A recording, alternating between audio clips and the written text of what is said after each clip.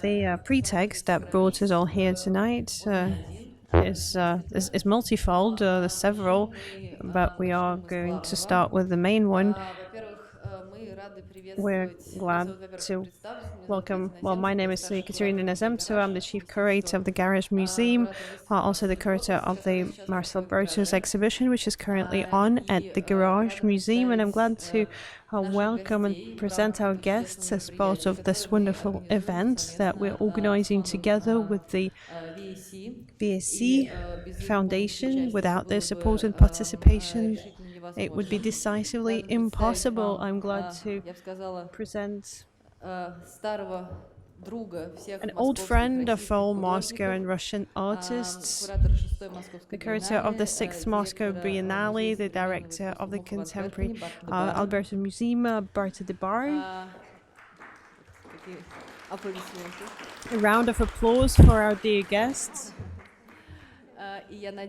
And I'm hoping this is the person who's going to inevitably be your friend following tonight's meeting. Rachel Haidu, a researcher, professor of many universities, who wrote a wonderful book on Marcel Broodthaers. Rachel, welcome to Garage. Moreover,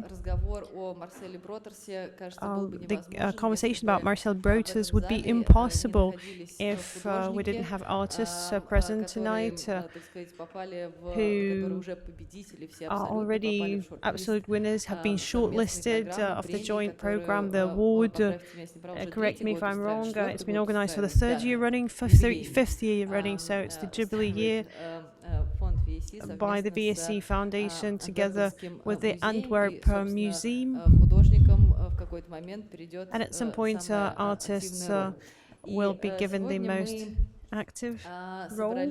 We gathered here tonight for this not just to talk about, in a rather narrow circle, endlessly about Marcel Broodthaers, and I'm personally very excited about it, but as we've announced up on the screen, we're going to talk about one absolutely amazing, exceptional work of art called Décor, presented at the Garage exhibition, and as we announced in all of the accompanying materials, and we're going to do this again now, there was a wonderful occasion that happened in the collection history in Russia.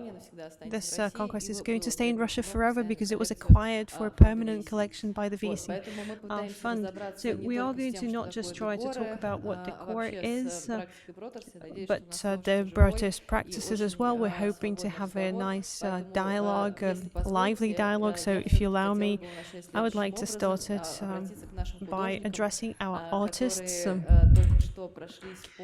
that have just seen the Broodthaers exhibition. Friends, do you have any questions, burning questions on Marcel Broodthaers practices and approaches, or questions that you would like to raise, to discuss, that you think are critical and important? So what do you think about all this, basically? Artists, come on. What do you mean you don't have anything to say? We must have somebody who wants something to say something. Well, okay, as usual, researchers are always first. I hope that you're not as shy later on and we can get through this wall of modesty. Rachel, then the first question is to you, as the person who represents the academia and research, knowing everything about the history, Décor as well. For all of those people who gathered here tonight, perhaps who don't know very much about Marcel Broodthaers, could you tell us what the VSC exhibition was in 1972? What is this work of art about, and why having it at the exhibition at the Garage, but in the wider context in Moscow? Why is it so important, and why is it so valuable? Why is it seen as such an important work of art? Should I speak into this? Yes. So it's several questions.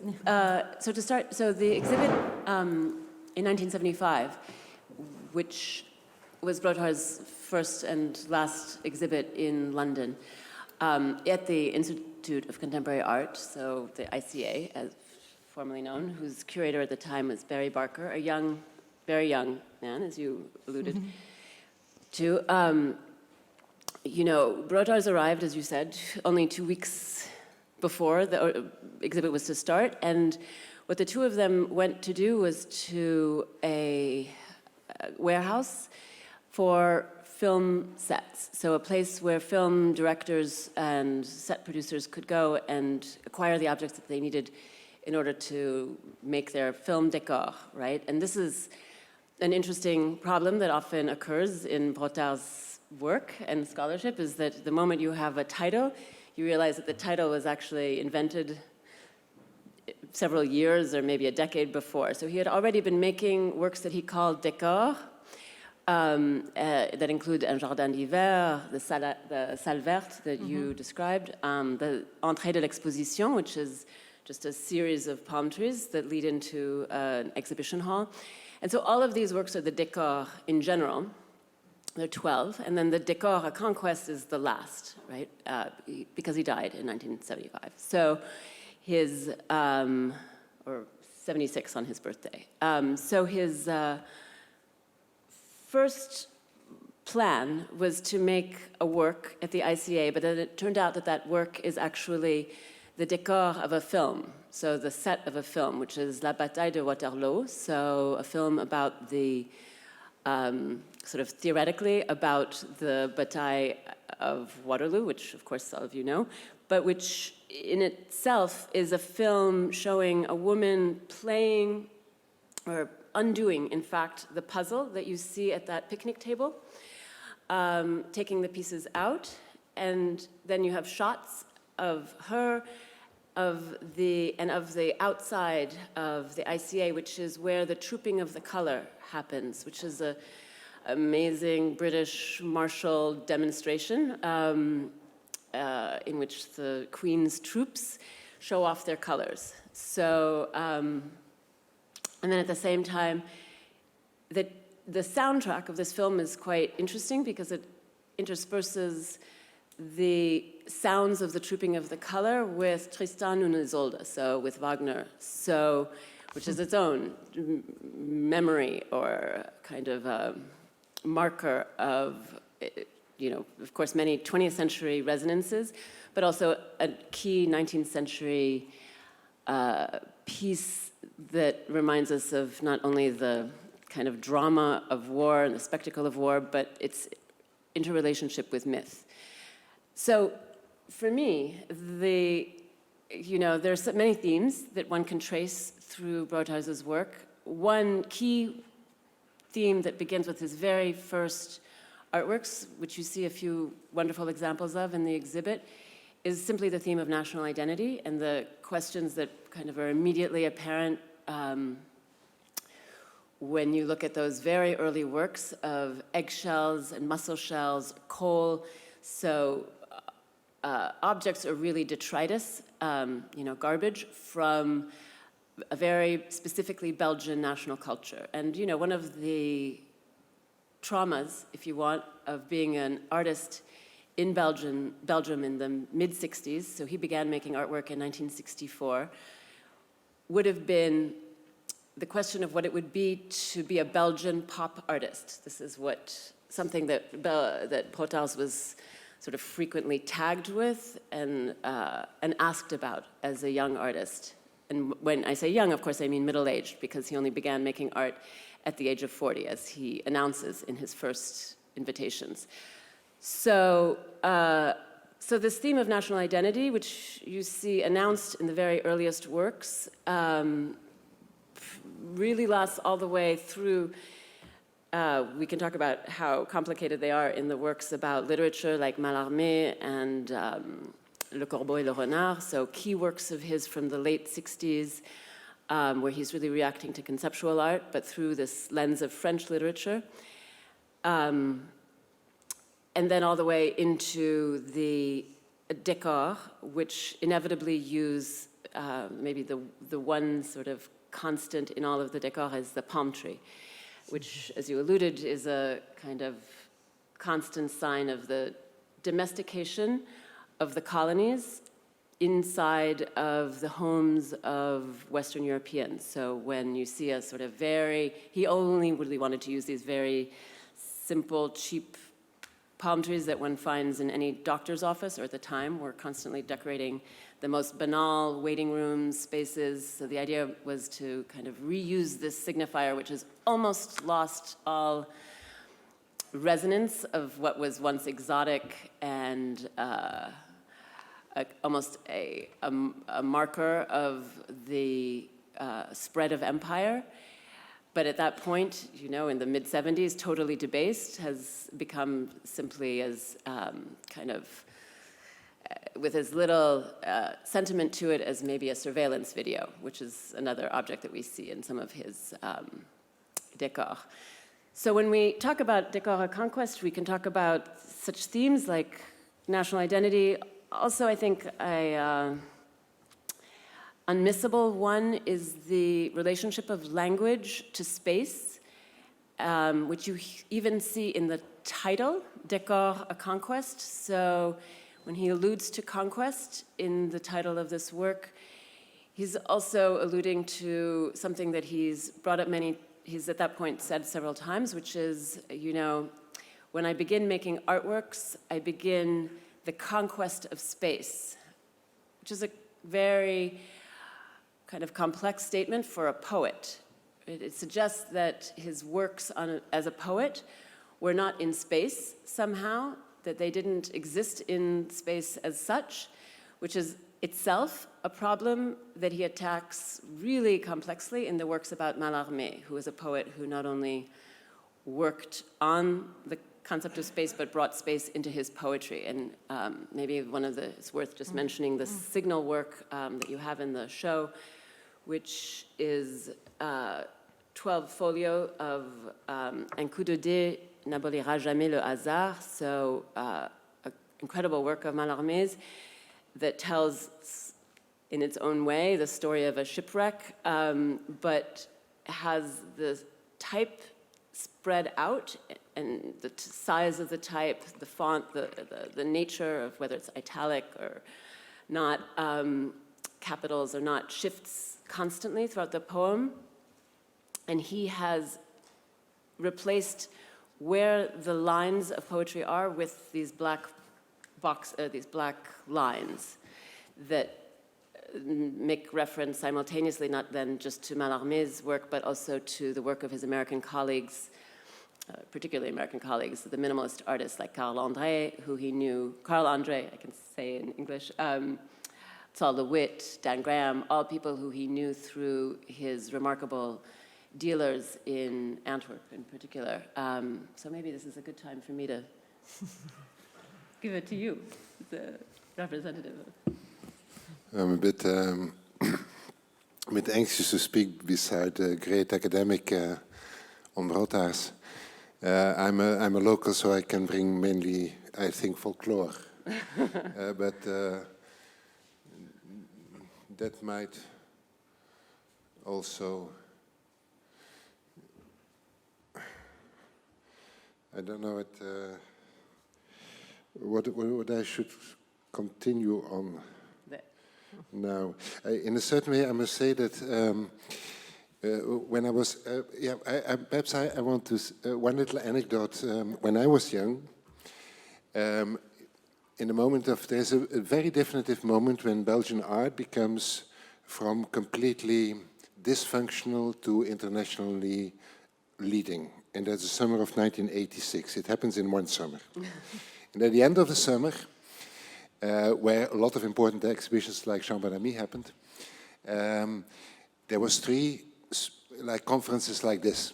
And at the end of the 3rd conference, I still remember, an artist stands up from the back of the room and says, because the main question at that moment is, why was there in the last Documenta only one Belgian artist and the dead one, Broodthaers? And at the end of the last conference, one artist stands up from the back of the room and says, yes, but what can we do about it? And 1 year later, I'm invited to the Netherlands, and then the theme of the conference is, why is Belgian art so hugely successful international, and Dutch art not doing anything? So that happens quite rapidly. But as to Broodthaers, for me, I must say, when I was young, I felt quite close to him.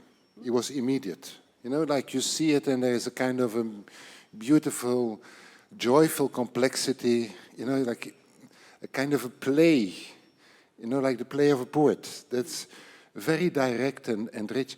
And then he was processed by the United States. And I'm very grateful for that. But at the same time, I must say, when he came back from the United States, I had a feeling I didn't understand him anymore. So, but we gained a lot from that, and I gained a lot from that in terms of clarity, of analytical clarity of what is happening. But in some way, still today, if I see the Décor, and I think the Décor, I think it's, I mean, amazing that it's now in Moscow, because I think this is one of the masterpieces of the 20th century. It's one of the key reference pieces, I think, of the 20th century, and I think it's hilarious that MoMA didn't buy it. But I think at the same time, I'm very happy it's now in Moscow, because I am really looking forward to how this intellectual scene, which has an immense depth and capacity, and in which the relation between poetry and visual art is quite an important one, a very deep one, how it will, in the coming years, reprocess Broodthaers. Perhaps in a certain way more in the, I would say, positive side of the ambiguity I feel in him. Because the ambiguity you can, and it's very important, and I think it's crucial to Broodthaers that he takes a kind of a negative path, you know, like nearly a negative theology. But at the same time, a negative theology still leads to God. So I think that in a lot of the elements, and if you look to the Décor, he starts, when he becomes a visual artist, he has this famous text in which he said, so, and then I decided to do something insincere, and I set to work. But I think that kind of insincerity, it's perhaps a kind of an awareness of the fact that you can only exist in the world if you lose, to some extent, what it's about. Because you exchange what it's about for form. And I think his whole quest has been a quest of how can I deal with form? And for example, because I think for me the piece is, and I think we differ a bit in that, in our point of attention, it's a radical political piece. I spoke a couple of weeks ago with David Lamelas, the Argentinian artist, and I got a very beautiful anecdote of him. David Lamelas, the Argentinian artist, he was in the Argentinian pavilion in, I think, the end of the 60s in Venice, which was by accident in the Alvar Aalto pavilion. And he had a work that was, actually, there was a glass wall, and behind the glass wall, there was a kind of a live telex from the Vietnam War, the news from the Vietnam War coming, and then there was a secretary translating it. And Lamelas told me that there came a man, and he looked at the work, and he said, "Who is the artist?" And Lamelas said, "It's me." And the person said, "I'm Marcel Broodthaers, wait a bit." And then he went out, and he came back with Annie Dekker and Bernd Loos, the galleries from White Space. This, at that moment, one of the leading galleries worldwide, I would say. And I think with Herman Dalet, it may be Izzy Visman, but I think with Herman Dalet. And he introduced them to the work and to David Lamelas, and they went to stand in a corner. And then David Lamelas was invited into the gallery. And Broodthaers was, as a person, a very political person. He was a communist. Yeah. He was a dedicated communist. So, in some way, I think you can, in the Décor, he said about the Décors, that he wanted to make, and it was a kind of, I think, a frontal attack to installations or to all this kind of male artists, this kind of machismo of the day in which artists were putting positions. He said he wanted to make a decor because a decor is something he wanted to make art functional again. And a decor does not have its own finality. A decor, whatever decor, we are in a decor at this moment, we're in a setting for something else, because we may act together.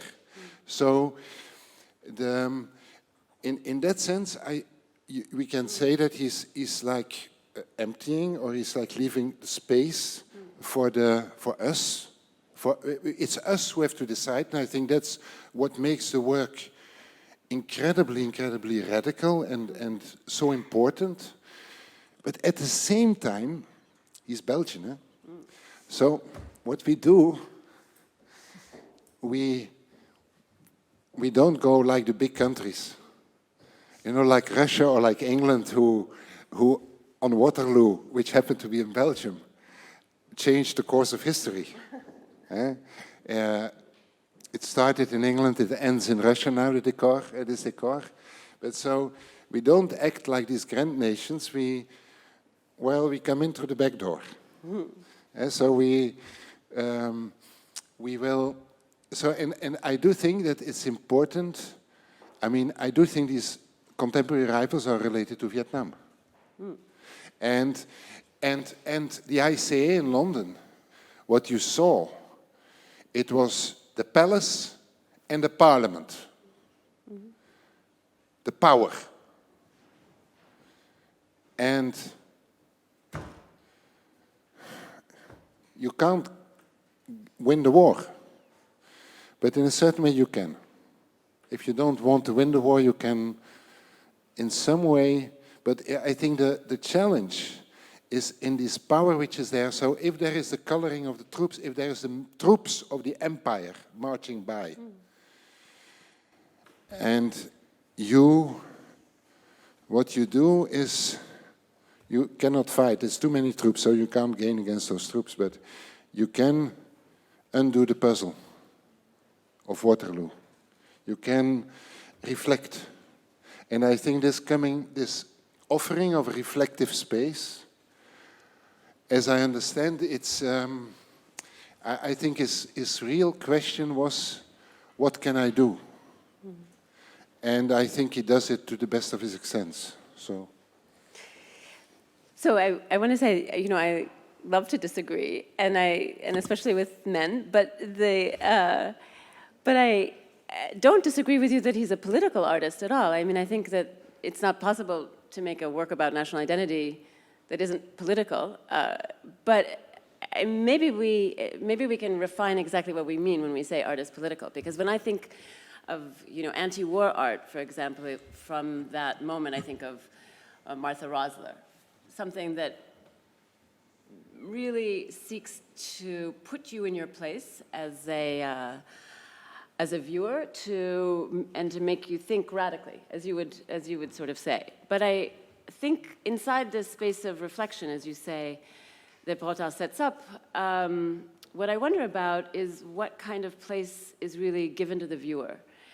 You know, and I say this partly because I think the work is, you know, intends to be as difficult and hermetic and witty as we experience.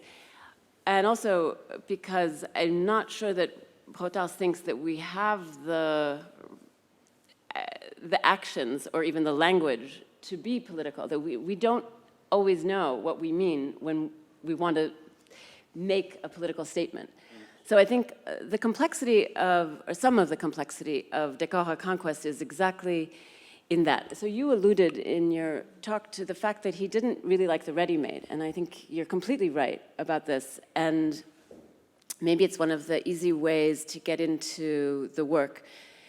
You know, one of the points of the salle 19e siècle, of the 19th century room, from which the stage set props are.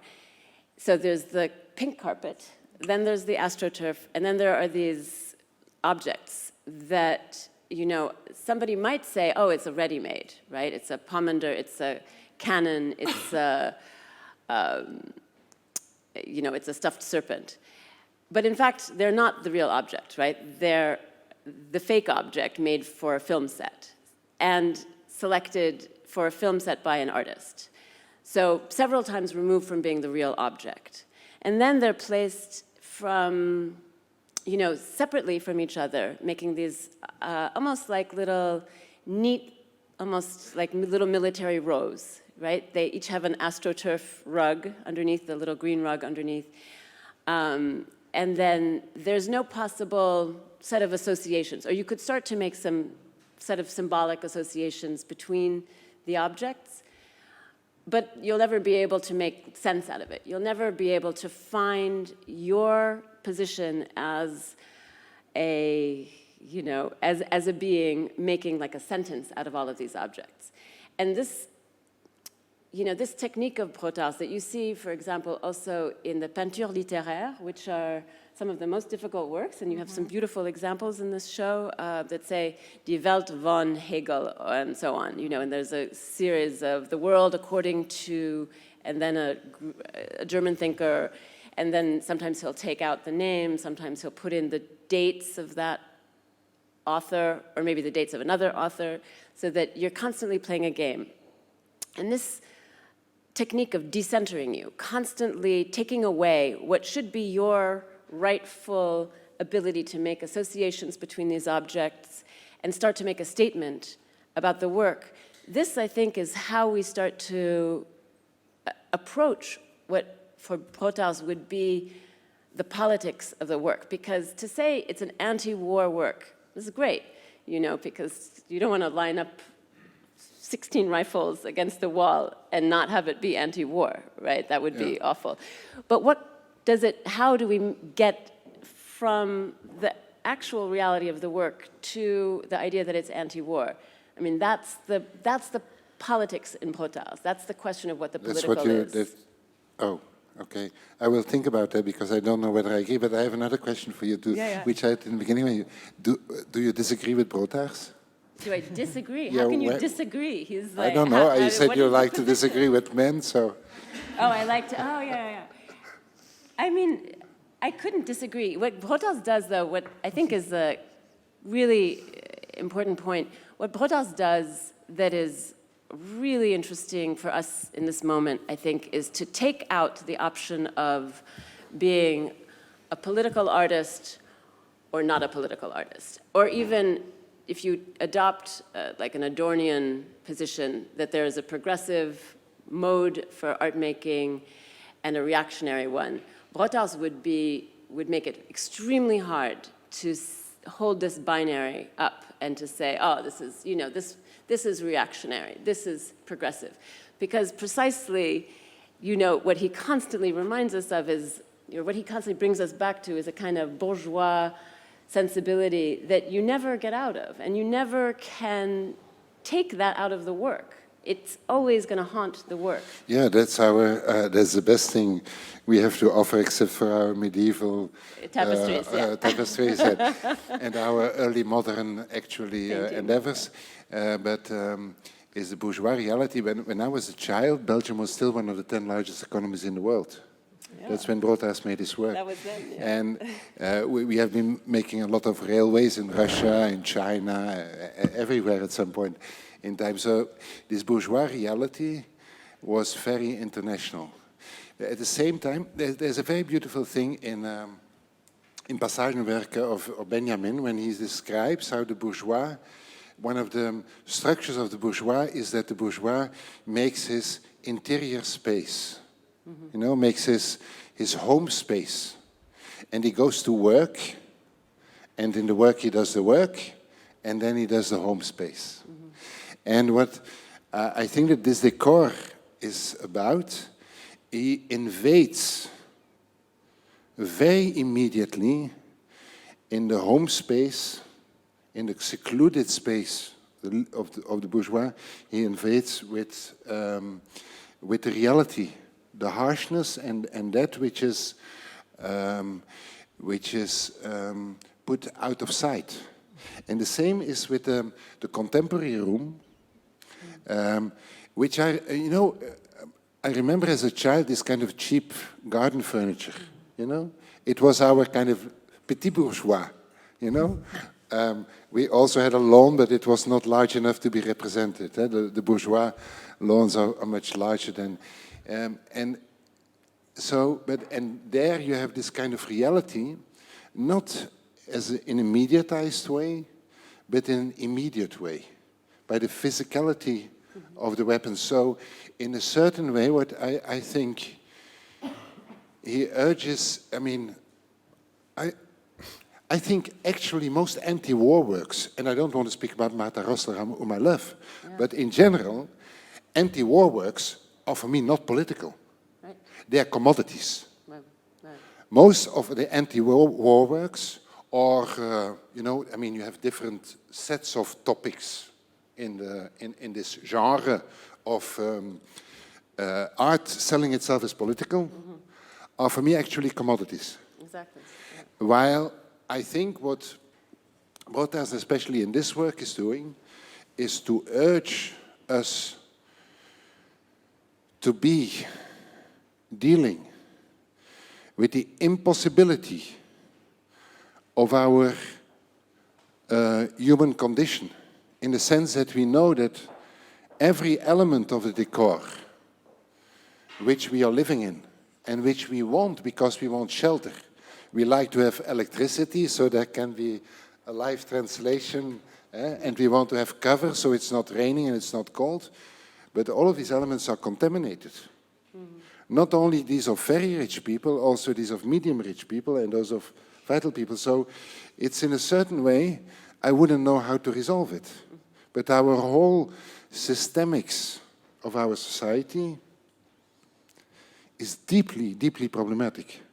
And so in a certain way, what he offers, I think, for us, not as an image, like so many of these great contemporary artists he knew, but as something for us to inhabitate with our reflection, is this impossibility. And what is very beautiful then is that he also, and he situates it in place.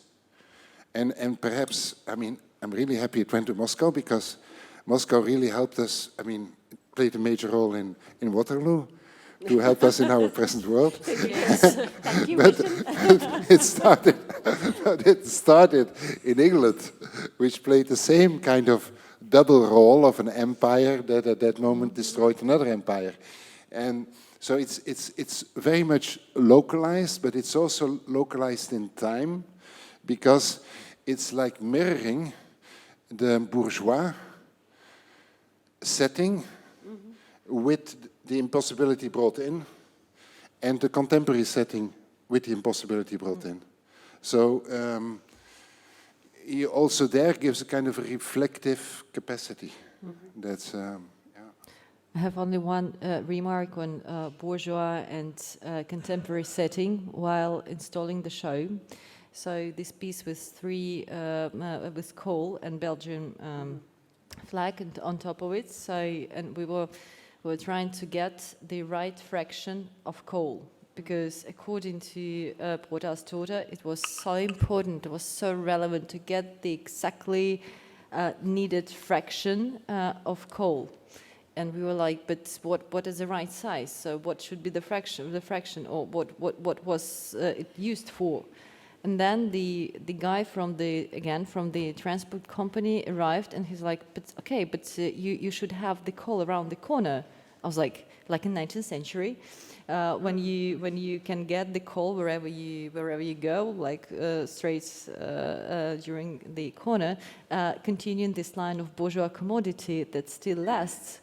because for this super nice guy from Brussels who's dealing with the transportation, for him it's like the issue of go around the corner to take the right fraction of the coal, because coal is used for heating the houses, the spaces and exhibitions halls or whatever, I don't know what, but yeah, go around the corner and bring me the right fraction. It's like, no, dudes, we are living in a bit different things about this very proximity of this bourgeois and still, which is not state of the space. This is state of mind and time. You know, this thing. So it was heavy. But at the end, Maria came, and she said that this is the right fraction of the coal. Why so? No one knows. It's about being attentive, huh? I mean, the right fraction is not one fraction; is the attentive fraction. I would say. It's. I have also a bit of problem of you speaking about Broodthaers in terms of national identity, because you know, I mean, we lost that now, but when he was making his work, we still had it. We are a very we lost it. What I'm going to speak about now, because we became normal. We became normalized. But when Broodthaers was making these works, Belgium is a country, and that's why Waterloo is so important. It's a country that it's an accident. So we don't take our country serious. And there used to be, and it was lost, I think, somewhere in the 80s, when we became successful in exporting our art and other things. But Belgians do not believe in their state, and they do not believe in their country. So in a certain way, if you, I think one of the, for example, if I see these flags, and if I see the Russian flags, which are in VDNH, you can buy or are given, I say, well, we have a problem here. Because our flags are more funny than Russian flags, or Israeli flags, or American flags, or, you know. Yeah. So our, well, I won't say they're a joke, but they're a little bit, it's joyful. But that's, I mean, that is, I think, I mean, this I agree with you totally on. The only way that he could approach a question as serious as national identity would be through humor, and that's why not only you have like a tiny little Belgian flag on top of a pathetic pile of coal. I'm sorry, not that it's, you know, the fraction is great, but the coal itself is just a pile of coal, which is itself a kind of byproduct, as are mussel shells or egg shells. And this, you know, necessity to approach something as critical as the problem of national identity through joking is, you know, a typical Broodthaers move, and that's why I say it, or that's one of the ways in which I think you can say, you know, this is an artist who really complicates what politics can become, because as the moment you have something as serious and as political a question as national identity, he produces a kind of, not just a joke about it, but an artwork that, though wry and witty, is not going to function the way a joke works to make you laugh. It's not actually funny. That's not the point. Is not to, you know, become a laughingstock or to make Belgium a laughingstock. The point is to introduce wit as a way that destabilizes your relationship as a viewer to the artwork, that makes it a little bit complicated to feel that you know what the work is supposed to do. I mean, the funniest works from that moment are, of course, the Fémur d'homme belge and femme française. So these works that are actual femur bone that he paints in the national colors of one in the French national colors and one in the Belgian national colors. And that's the kind of idea that you are an identity to your bone, but of course he's made it ironic, you know, deeply ironic, but it never, you know, it's not something that's going to make you laugh out loud.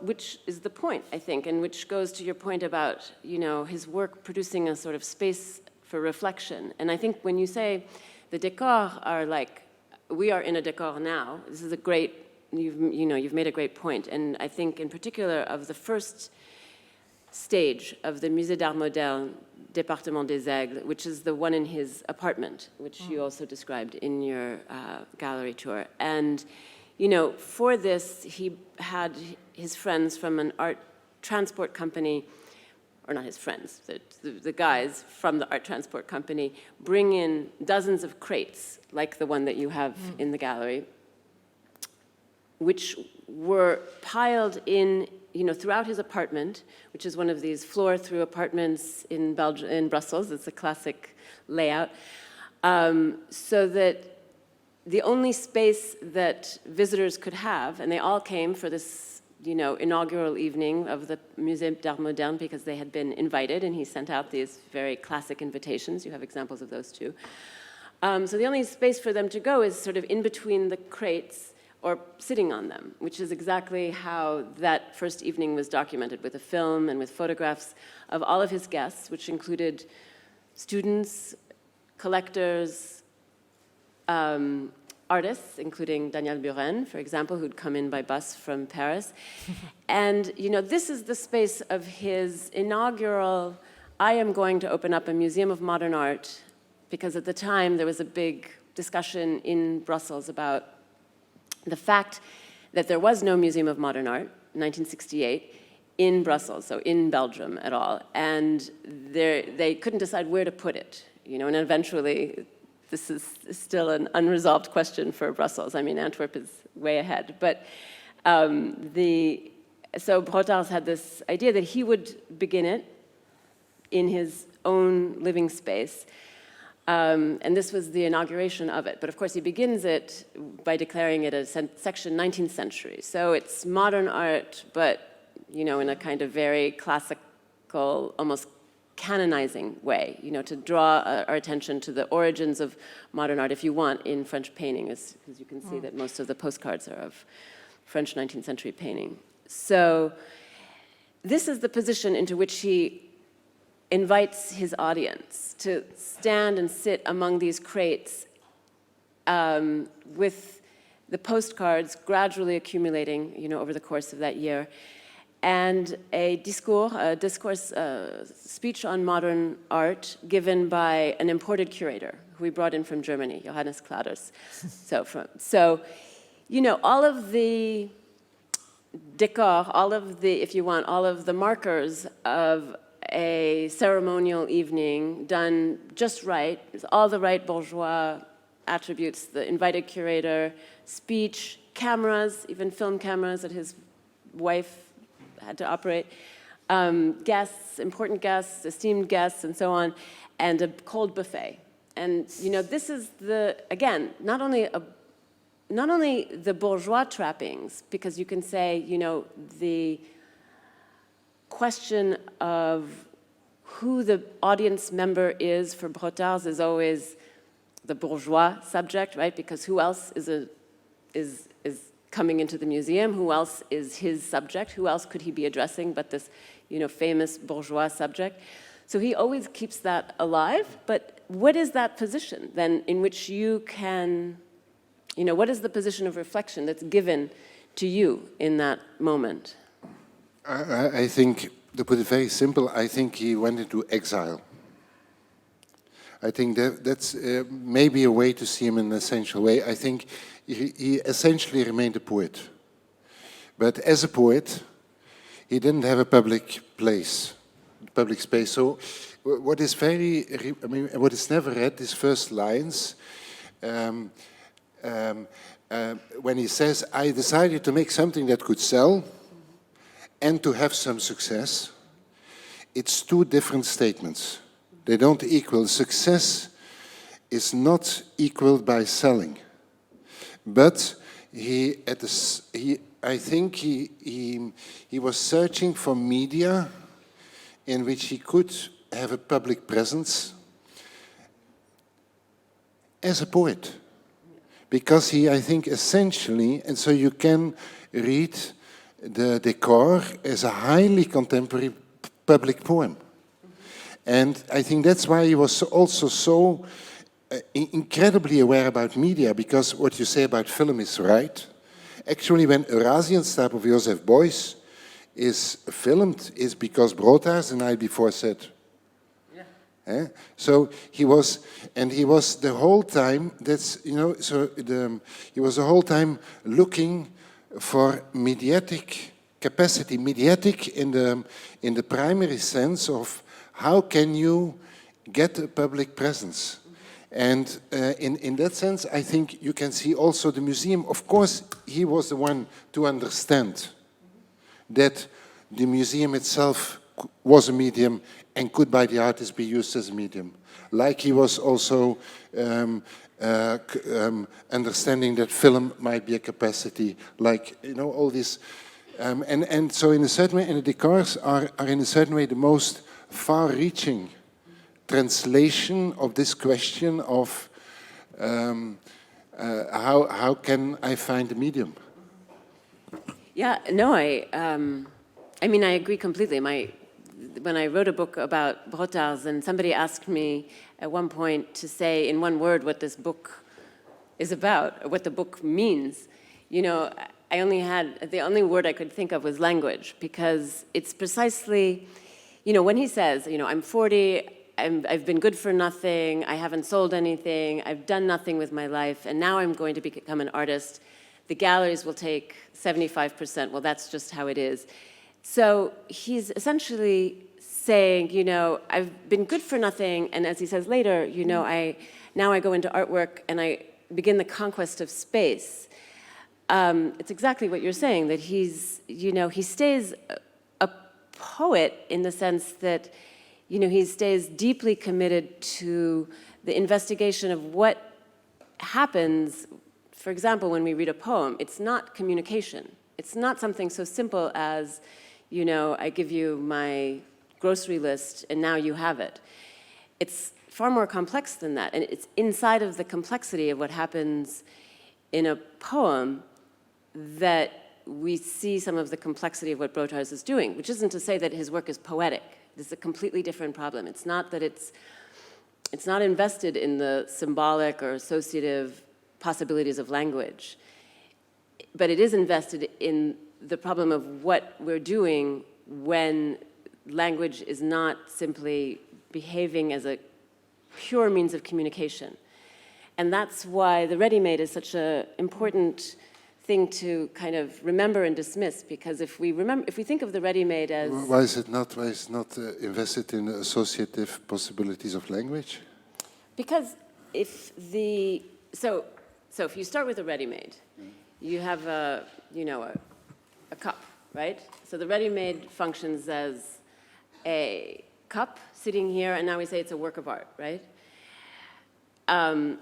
But the function that Duchamp initiates there is to say, it is a cup, and I have said so, and it is now art, right? So now it has a communicative and performative dimension, language, right? It is art because I say so. And that's, this is a constant problem in Broodthaers' art. So he says, it's a museum because I say so. So he invites the performative, communicative aspect. And a drink. And a drink, right? It's performative. All right. So he has the performative and communicative aspect. But now, as a museum, is it going to function as a museum? Is that the idea, that he has now created a museum? That's completely not the idea of the Musée d'Art Moderne, right? The idea is to maybe begin a long, complex critique of what a museum is, but it's not to instantiate a museum. If you go and you try to interview the Belgians of the time. For example, I think if you have the green mats in the 19th century part, what I understand as the associative capacity of language is that the grass is both a socle for the objects, so it identifies them. It is referring to the kind of bourgeois tapestry, and it's referring to grass. And the gazon. So, right. But it's a fake grass. I mean, it's not referring to grass. It's simply giving you it's totally letting us artificial. Reflect. It's reflecting us. So I think, and that I think is, I would understand, but as the associative capacity of language, and I think that's what poetry is also doing to a large extent, Yeah. is that you at the same time have different links, and you are very precise in how you allow these different links to intertwine or not intertwine, to be in the center or be on the side. But so I would read him as being being in a very immediate way playing that and enjoying that. And of course he is so bright that he gives it like a poet, you know, the kind of right twist, so you get it out of the cliche. He takes the broken egg and not the full egg, and but so at the same time, I think this kind of, to my feeling, this kind of immediate little joys of saying it could also be that, it could also be that, it could also be that. I think they are part of his setup. He allows you, if you need grass, you can see it as grass. Or if he allows you or me different takes. And that's why I have confidence also that the work will work here, even if I'm curious to how. So I think for me, it's much less interesting as grass than as a kind of a reminder of how debased our grass has become. And I don't mean literally, but because AstroTurf had become an actual covering, you know, that you could use, as you say, you know, the way that garden chairs were a kind of ordinary feature of a domestic interior, that this is the condition that we live in, so far from simply a dream of grass. So if you have like a Millet painting, if you have a beautiful painting of the sort that he has in the postcards, right? That's the real association. That's the power of looking at something, at great painting and having, you know, a kind of a out-of-body sensation of not necessarily even real grass, but a dream of grass. That's possible in 19th century painting. And that's why he begins, I think, the Musée d'Art Moderne with the 19th century section to remind us of, you know, a last moment that this, you know, dream of bourgeois subjectivity is intact. But the idea that, you know, when you're going through the 19th century room of Décor or Conquest and you see the grass and you can say, okay, so, you know, it's grass. For me, that's not the idea. It can't possibly be the case that, you know, he wants you to have an experience of grass when he puts those little squares of AstroTurf Experience of grass might be very serious. Yeah, experience of grass. The experience of grass is not what he wants. I think he wants... Have you been to Waterloo? Yeah, sorry? Have you been to Waterloo? Yeah. I think that the, you know, what I thought was... Because that's what they... am I still online? Okay. That's what they were actually doing with, if they had visitors, it would be a standard thing to go to Waterloo. I mean, the real Waterloo.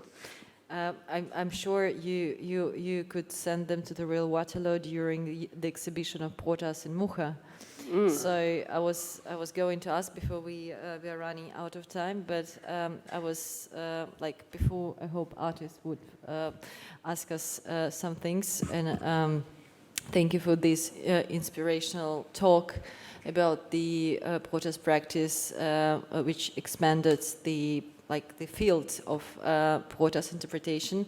But you are facing now very responsible and kind of challenging thing, making an exhibition of Marcel Broodthaers in Antwerp. So, and you being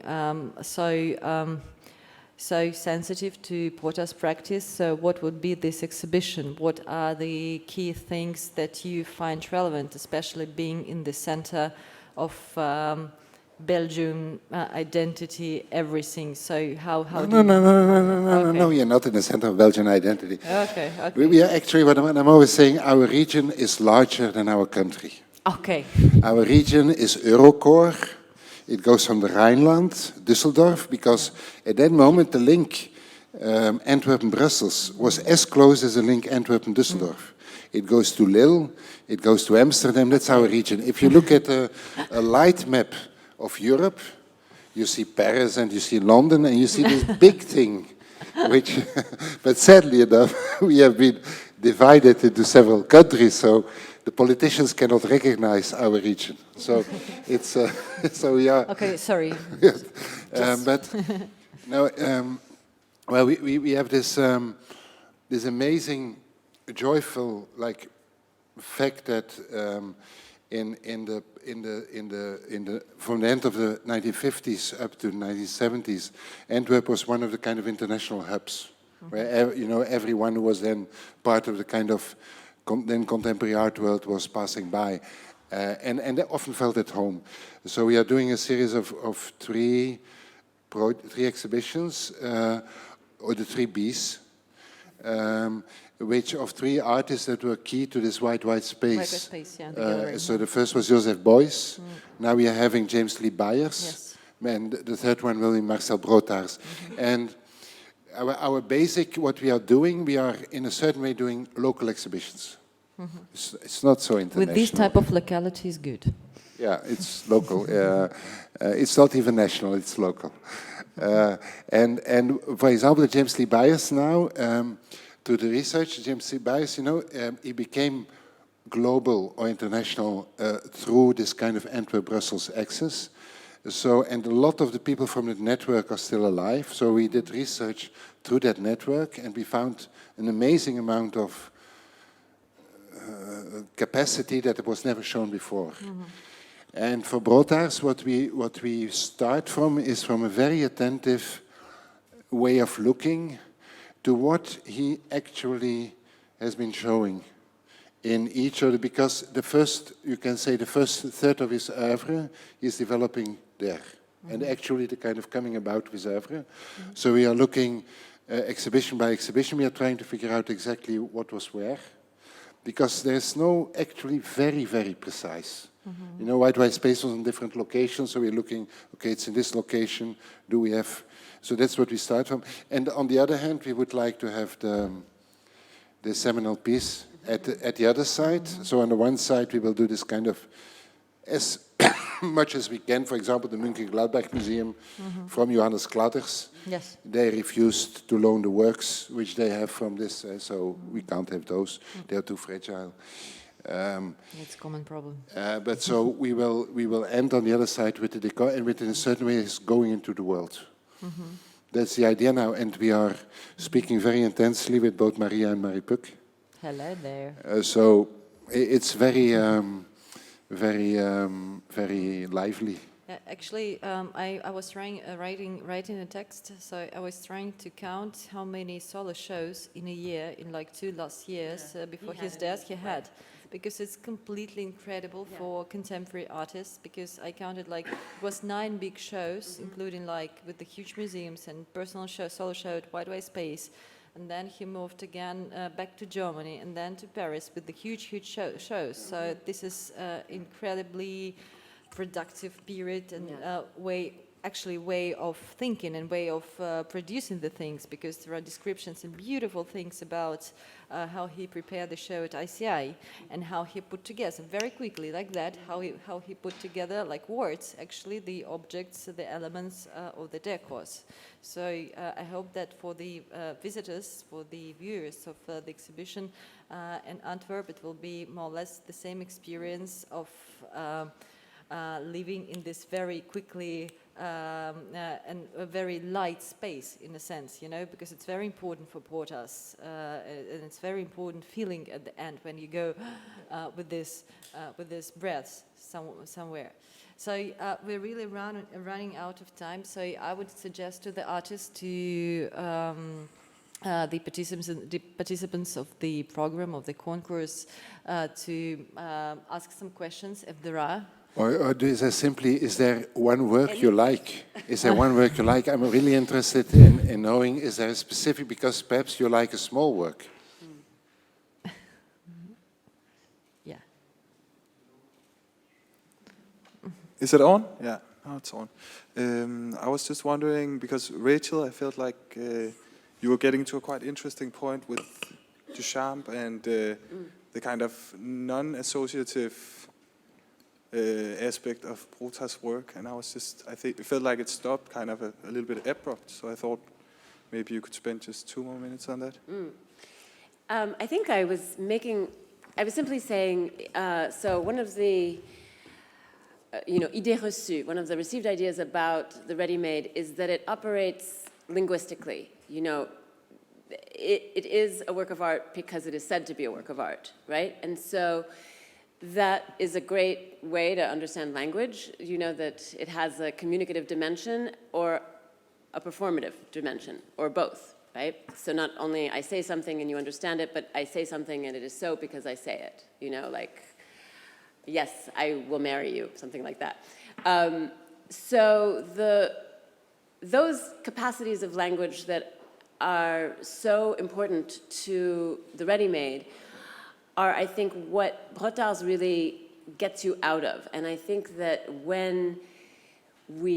if we were to assimilate, his objects into a story of the ready-made, or even a legacy of the ready-made, it would be a mistake, And I think this is a mistake, in part because of the associative dimensions, because these objects have such strong, symbolic, associative meanings. So, for the ready-made to work as art, it can't be art because it is, a beautiful bottle rack. And it can't be art because it's a beautiful urinal. It has to be those things simply because it is said to be art, right?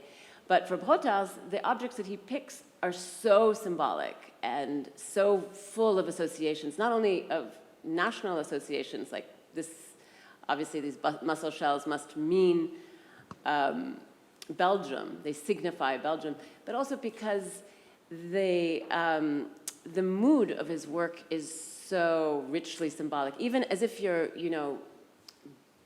there was something almost grandmotherly about them. Sometimes, the hanging of a coat on a coat rack, or just the pan that is in every Belgian household covered in shells.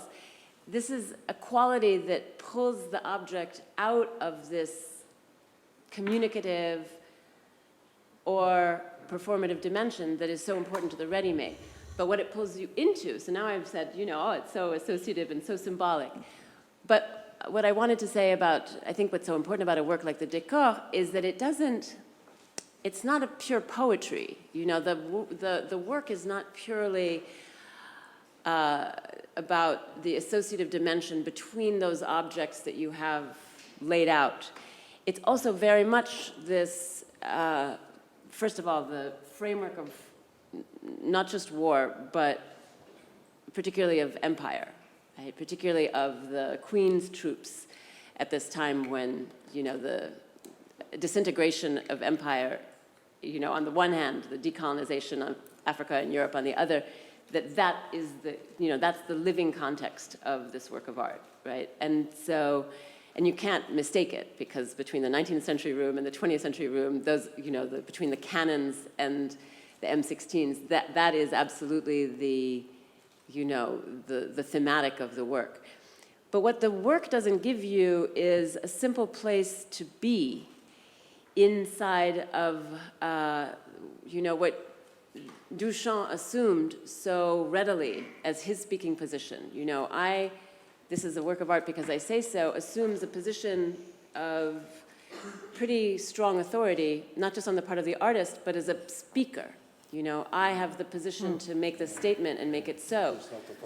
But for Broodthaers, this is totally not the case. And he's not interested in making a very clear position from which one would make a statement like that.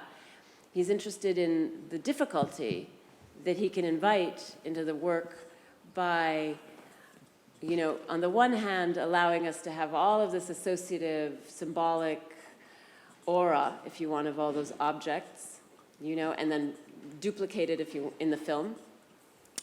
And on the other hand, and the importance of the framework of war and conquest, or empire. And on the other hand, what is actually being said in the work? There's no clear, message. And I agree with you, Rosler is an extraordinary, she's of the anti-war artists, I pick her because she's the most precise and the least propagandistic. It's not a straightforward work. On the other hand, it's still more straightforward. It's still more straightforwardly anti-war, and it has a much clearer position for the viewer to take. And so, I mean, in a sense, so what I'm trying to say is the complexity of his rejection of the ready-made is the beginning of where you begin to unpack something like Décor, A Conquest, I think. So I'm still really very, very thankful to you both for this talk because it happens quite rare when we have the possibility to be part of the essential talks. And I'm really happy that it's happening right now, thanks to Broodthaers in a sense. So I'm still wondering if the artists have questions. Or if they like maybe, a specific work.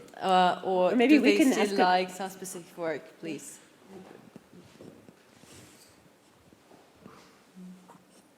I have a question about connection of Broodthaers with other artists. Right now I'm interested in Joseph Cornell. Yes. Do you have any ideas how we can provide the connection between these two artists? Do you want to take that? Or well, I think it's a kind of a beautiful question. I love Cornell. I think one of the interesting points of contact might be to think about I don't know that he knew Cornell. I would doubt it, because he never came to the U.S. Cornell was not exhibited, I think, much outside of the U.S. at all, at least in the 60s. But what I would look at is the relationship between film and object in Cornell, and the same thing in Broodthaers, because, especially, this is an important thing that I think you are kind of leading towards. At the end of his life, when he was making such an astounding number of shows, he was also making, an incredible number of films, and this is when his filmic output grows, and I'm pretty sure that if he had continued to live, he would have made more, even more films, and the artworks would continue to be these kind of remarkable sets for art that become, this kind of problem that we're now contending with.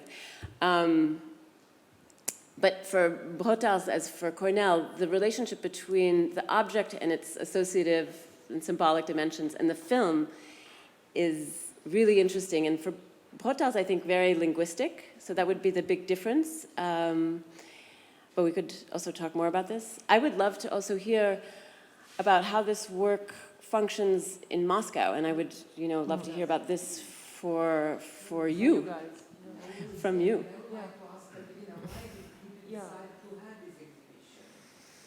And the impact on because Broodthaers is an artist for the artist. As Glenn Lowry, yeah. Yeah, this is the first phrase I read in Glenn Lowry's introduction, yeah. Even in America, it took them still with a great, huge show at MoMA, it was not received, in the way Europeans receive it, like Belgian, Italian, for us, it's like, The very first approach was done about 3 years ago because I personally love Broodthaers a lot, and I thought this type of imagery, this type of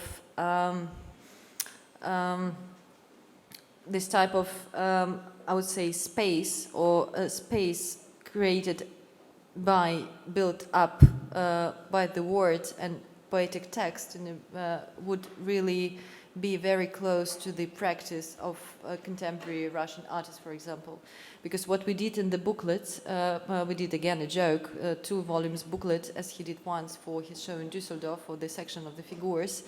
So I took out some very paradoxical phrases, questions from his writings, and I addressed these so-called questions to the Russian artists, whom I suppose he should be very close to these artists, conceptualists among them, etc., etc. So for us, it was institutionally, it was not that kind of reasonable, because it's also very expensive. But it was really expensive, the show. This one? Yeah. Okay. Yeah, so, but it was more about creating a field, a living space, a decor for the Russian art scene. I would define it like that, and I would like really say that it was. I mean, it was quite a long way, and many hard decisions were made. But generally, with no romanticization, it was like that. It was done basically for another, let's say, for the actual field, for the actual scene, I would say. But how, I mean, can you characterize the scene? Can you talk about what specifically makes Broodthaers such a vital, platform for discussion in this context? I think it might sound as a common point, but still the tense relationships between text and image, between poetry understood in a broader sense of words, about different poetic tools and ways, which is still present in young Russian arts, in conceptualist practice, is kind of key. And probably Broodthaers is the person, the figure, who might give an idea about the huge variety of these tools, how a text or a textual dimension could enter the pictorial things and imagery, etc., etc. So I think it's a still very key thing for Russian art and for contemporary Russian practice. So that's why we thought Broodthaers would be of huge interest here, and I hope that it's so. Yeah, if they agree.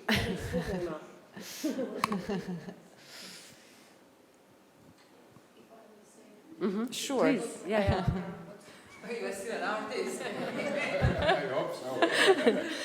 Yeah, because I think it's very important for Moscow to have Broodthaers show right now, because it's a moment when we have a lot of show very much overloaded by design, which is like butaphory as well, but has another context and another a region and a source to appear. And this is completely different relation between objects and the artist in the show. But in a superficial way, they can look kind of similar with many new shows which you can used to see everywhere and in Moscow as well. You know, like when you have to think about representation and decoration and impact, which is in a very, very first point for the show. When you have to amuse the viewer, when you have to speak loudly, you know, like all such things.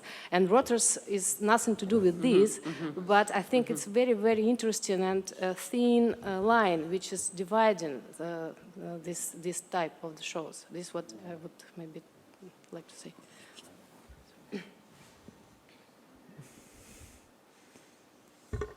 Okay, so now I will switch a bit into Russian because it's very now important again institutional moment. And the second pretext that brought us all here today, and I can sincerely say that I'm incredibly grateful to the fund, to Bart and to Rachel, because these important conversations don't happen very frequently for us, particularly when this happens with a lot of people present, and not just in the 19th century sections at the Marcel Broodthaers apartment in Brussels. I don't remember what the address was exactly. So I'm really grateful for this conversation, touching on all the essential themes and topics, and hopefully the next activity is going to be interesting for some of the artists, and it's going to be filled with essence. Bart will now announce the winner of the program. I don't even want to call it a competition, of the program that for the 5th year running has been supporting Russian artists, VSC Foundation. They added to collections of the museum in Antwerpen, an amazing museum with a strict selection procedure preceding that. We have an expert council, there is a jury, really lively, heated discussions. So I'll pass the microphone to Bart, who's going to announce the artist who gets this fast-track direct ticket into eternity and into the collection of the Antwerpen Museum. Yeah, no, I don't think it's about that. I mean, to start with, I would like to thank if there's people here who are in the committee today, this year. I would really want to thank, because what's for me the most important element of this is when this dozen of people, the most important critics and curators in Russia, come together and agree on a group of people, a group of artists of which they feel these are beyond doubt. They are on the table. So for me, the most important moment is the choice by a really important community of people, of 5 artists for who they commit. And I think that's really kind of the long-term meaning of this also. And we gave it a name now, Present Continuous. There's even a website, vac.ensembles.org. And the basis, I think, this kind of choice in a kind of serious discussion, because that's what art is about, I think, about what is potential value. And the most, in a certain way, the limit of it is that then we have to do our thing and to choose from these 5 one. And that's a bit, in a certain way, a pity, because it's really, I think there's, it's about the values in the 5.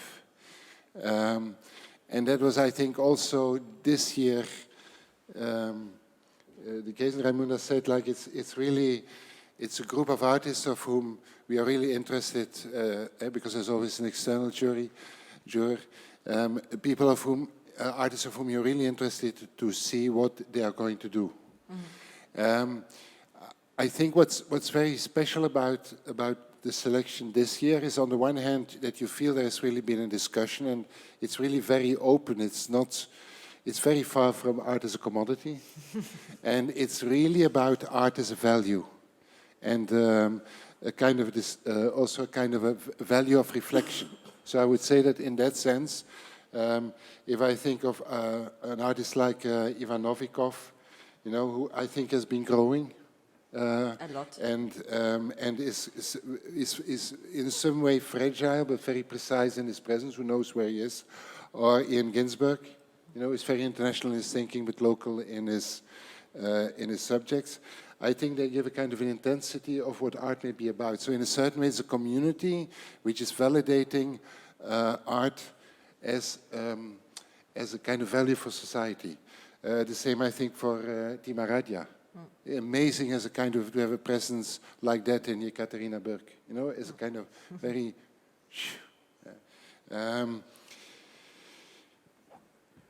I must say it's again not a choice I had thought before, because before I thought I've always been said that we could not buy 15 years ago Irina Corina, and that's a lack. But then when reflecting on it, I think, because it's a museum, this should not be the way to get Russian art for cheap. So I think we should resolve that lack in a different way. So I would like to have with her a discussion of how can we, and because I think this is really about the kind of moment of emerging. That's what is, and I must say I'm really happy that the group included Irina, and that such an artist who's a major artist without discussion is still taken as kind of cutting edge and developmental. But in the end we choose for North 7 from St. Petersburg. And I don't know, but I must say they made an offer we could not refuse, to speak in bond terms. It was so impossible that it was really okay. I still don't know exactly where this will go or where to go with this. But the fact that they turned this kind of question of how can we continue to move in the world into a kind of a very precise offer, the twist they gave, also the element of kind of these elements in their work of theater, of carnival, of the circus, but also the question of the collective, which is not a collective, but a kind of, in there they say it's a family. I would say it's a community. No, it's not a community, it's more about family. It's something I do not know yet, but I think like with all art of value, that's where it starts. So thank you all.